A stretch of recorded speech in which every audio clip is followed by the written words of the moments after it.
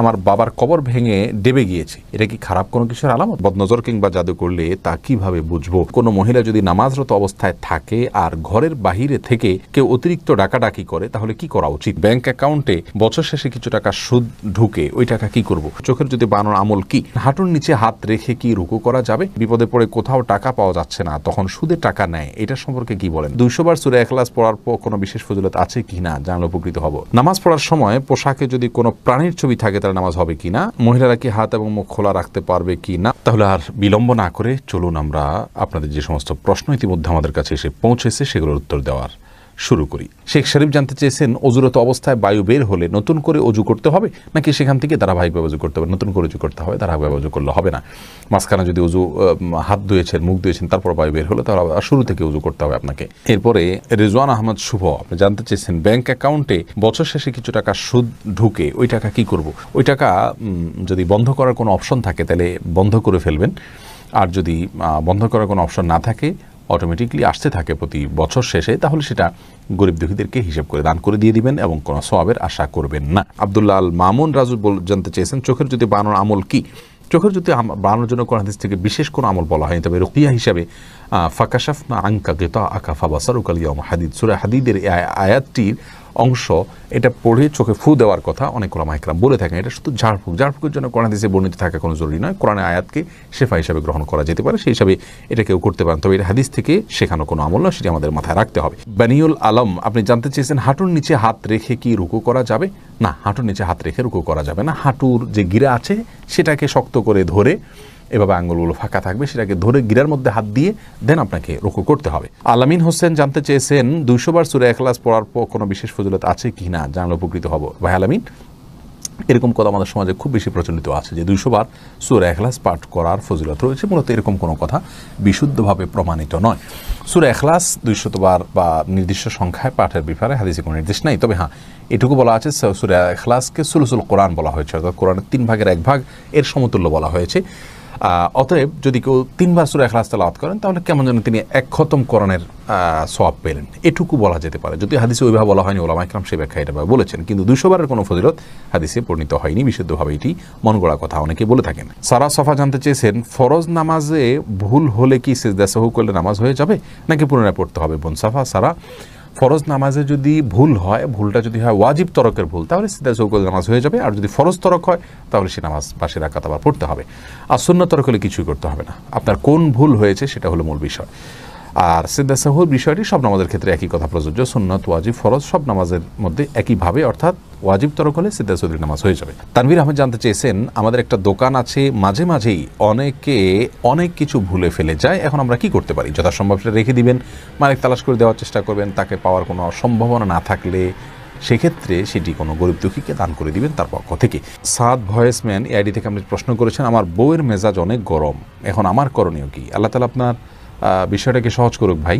তার স্ত্রীর যদি মেজাজ গরম হয়, তিনি যদি নিজে বুঝতে পারেন যে হ্যাঁ তিনি মাঝে মধ্যে হট মেজাজি হয়ে পড়েন, তাহলে সেক্ষেত্রে তাকে আপনি পরামর্শ দিতে পারেন আউযু বিল্লাহি মিনাশ শাইতানির রাজিম বেশি বেশি করে পাঠ করা, বিসমিল্লাহির রহমানির রহিম মাঝে মধ্যে পাঠ করে, এগুলো পাঠ করলে আল্লাহ রাব্বুল আলামিন বদমেজাজ মানুষের কমিয়ে দেয়। বিশেষ করে তার যখন বদমেজাজ হবে আপনি তাকে শুনিয়ে দূর থেকে এটা পড়তে পারেন, যদি পড়েন ইনশাআল্লাহ দেখবেন তার বদমেজাজ কমে গেছে। এবং রাসূল করিম সাল্লাল্লাহু আলাইহি ওয়াসাল্লামের জীবনে এরকম ঘটনা ঘটেছে যে এক ব্যক্তি রাগান্বিত হয়েছেন, তিনি দূর থেকে বলেছেন আমি জানি একটি কালিমা যেটা পড়লে তার রাগ কমে যাবে, এবং তাকে শুনিয়ে সেটা তিনি পড়লেন, তারপরে লোকটি সেটা অনুসরণ করলেন। তাকে ডাইরেক্ট পড়তে বললে ওই সময়টা তিনি হয়তো রাগান্বিত হয়ে যাবেন, তাকে পড়তে নির্দেশ না করে আপনি তাকে শুনিয়ে হালকা করে বললেন অথবা তাকে স্মরণ করার উদ্দেশ্যে বললেন, এর মাধ্যমে তার রাগ কমতে পারে ইনশাআল্লাহ বিইذনিল্লাহ। এরপরে ইমতিয়াজ মাহদি প্লাবন আপনি জানতে চেয়েছেন, বাসায় শ্বশুর শাশুড়ি আছেন, ছেলের বউকে কি সবসময় মাথায় কাপড় দিয়ে থাকতে হবে না? এমন কোনো কথা নেই, তবে হ্যাঁ শালীনতার মধ্যে যথাসম্ভব থাকার চেষ্টা করতে হবে, এবং শ্বশুরের সামনে বিশেষ করে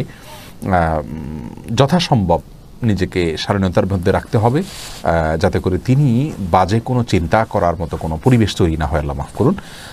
তবে মাথায় কাপড় দিয়ে থাকতে হবে নির্দিষ্টভাবে, এমন কোনো কথা বাধ্যবাধকতা নেই। নামাজ পড়ার সময় পোশাকে যদি কোনো প্রাণীর ছবি থাকে তাহলে নামাজ হবে কিনা নোমান ভাই জানতে চেয়েছেন, এনএস নোমান। যদি কোনো কুকুরের ছবি কোনো ছবি থাকে, কোনো প্রাণীর ছবি থাকে, তাহলে নামাজ হয়ে যাবে, কিন্তু এই কাজটি খুবই অন্যায় কাজ, খুবই গর্হিত কাজ এবং জঘন্য কাজ। কারণ হলো সালাত পড়বেন আল্লাহর রহমত আসার জন্য, আর কোনো প্রাণীর ছবি থাকলে সেখানে আল্লাহর রহমত আসে না। তাইলে আপনার এই সালাতটাতে কীভাবে আপনি আল্লাহর অনুগ্রহ লাভ করবেন? এই জন্য কোনো প্রাণীর ছবি আসে এরকম জামা কাপড়ে সালাত আদায় করা উচিত নয়। কিন্তু যদি বিকল্প কিছু না থাকে, ওই জামাকে উল্টিয়ে পারলে পড়বে, আর সেটাও যদি কোনোভাবে করা না যায়, দোনো পাশে যদি ছবি থাকে, তাহলে সেক্ষেত্রে সালাত ত্যাগ করবে না, ওই অবস্থায় পড়ে নেবে। তানজিদ আহমেদ জানতে চেয়েছেন, বিপদে পড়ে কোথাও টাকা পাওয়া যাচ্ছে না, তখন সুদের টাকা নেয়, এটার সম্পর্কে কি বলেন? দেখুন, অনেক ভাই বোন এই কাজটি আজকাল করছেন। আল্লাহ রাব্বুল আলামিন মানুষকে পরিশ্রম অনুযায়ী তার রুজিতে, রুটিতে, উপার্জনে বরকত দিয়ে থাকেন। আমরা পরিশ্রম করব। আল্লাহ রাব্বুল আলামিন কোরআনে বলেছেন, ফাইদা কুদিয়াতিস সালাহ ফান্তাশিরু ফিল আরদ, যখন সালাত শেষ হয়ে যাবে তোমরা জমিনে ছড়িয়ে পড়ো। আমরা জমিনে ছড়িয়ে পড়ব, উপার্জনের জন্য চেষ্টা করব, ছুটে ছুটে করব। এটা আমাদের কর্তব্যের অংশ। আমরা শর্টকাট ওয়েতে উপার্জন করার চেষ্টা করব না। আপনি ছোট্ট পুঁজি নিয়ে, সামান্য পুঁজি নিয়ে রাস্তার পাশে বসে যান, শুরু করেন এবং অধ্যবসায় করেন, শেখার চেষ্টা করেন, মেধা খাটান এবং শারীরিক পরিশ্রম, কায়িক পরিশ্রম আপনি করেন। এর মাধ্যমে ইনশাআল্লাহ আল্লাহ তাআলা আপনাকে বরকত দিবেন, আস্তে আস্তে আপনি সামনে বাড়তে যাবেন।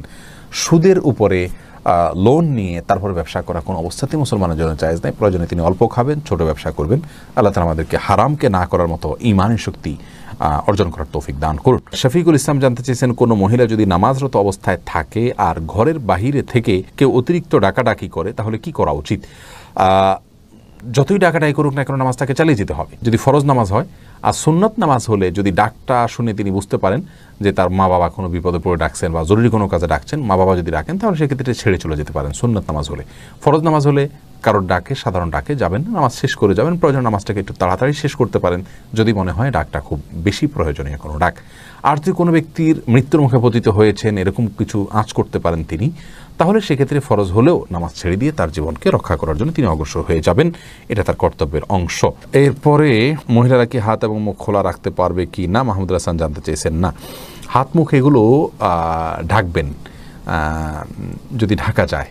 আর যদি ঢাকা না যায়, তাহলে সেক্ষেত্রে আল্লাহ রাব্বুল আলামিন বলেছেন, ইল্লা মা যাহারা মিনহা, যেগুলো এমনি প্রকাশিত থাকে। অনেক উলামা ইকরাম বলেছেন তার মধ্যে হাতের কবজি, পায়ের পাতা, এগুলো প্রকাশিত থাকে, যার কারণে এগুলো না ঢাকলেও চলবে। ফিতনার এই যুগে মানুষ মেয়েদের কাপড় চোপড় এবং তাদের শরীরের যে কোনো অংশ দেখেই বাজে চিন্তা করে, যার কারণে একজন আত্মসম্মানবোধী মায়ের জন্য সেগুলোকে ঢেকে ফেলাটাই হলো উচিত এবং উত্তম। মোহাম্মদ তাকিব জানতে চেয়েছেন, বদনজর কিংবা জাদু করলে তা কিভাবে বুঝবো? এটা একটু জটিল আসলে। বেশিরভাগ ক্ষেত্রে আপনার রকিয়া যারা করেন, তারা এরকম রোগীকে কিছু তিলাওয়াত শুরু করলে তাদের মধ্যে অস্থিরতা শুরু হয়, বিশেষ কিছু আলামত তারা দেখতে পান, তার মাধ্যমে বোঝা যায়। এছাড়া অনেকগুলো পদ্ধতি আছে বোঝার জন্য, যেগুলো আসলে সঠিক নয়। সেগুলোতে কুফরি কালামের আশ্রয় নেওয়া হয়, জিনদের আশ্রয় নেওয়া হয়, অনেকভাবে করা হয়, যেগুলো সঠিক নয়। রাখি আক্তার জানতে চেয়েছেন, আমার বাবার কবর ভেঙে ডেবে গিয়েছে, এটা কি খারাপ কোনো কিছুর আলামত? না, খারাপ কোনো কিছুর আলামত নয়। এটা মাটির কোনো সমস্যার কারণে হতে পারে। কোরআন হাদিস থেকে এটাকে খারাপ কোনো আলামত বলে বলা হয়েছে বলে আমাদের জানা নেই। ধন্যবাদ প্রিয় দর্শক, সম্পূর্ণ ভিডিওটা দেখার জন্য। খুবই গুরুত্বপূর্ণ ভিডিও, খুবই গুরুত্বপূর্ণ আলোচনা, অনেক প্রশ্নের উত্তর আমরা শুনতে পারছি ভিডিওটা দেখার পরে। আমার কাছে খুবই ভালো লাগছে, আপনাদের কাছে কেমন লাগছে জানাবেন।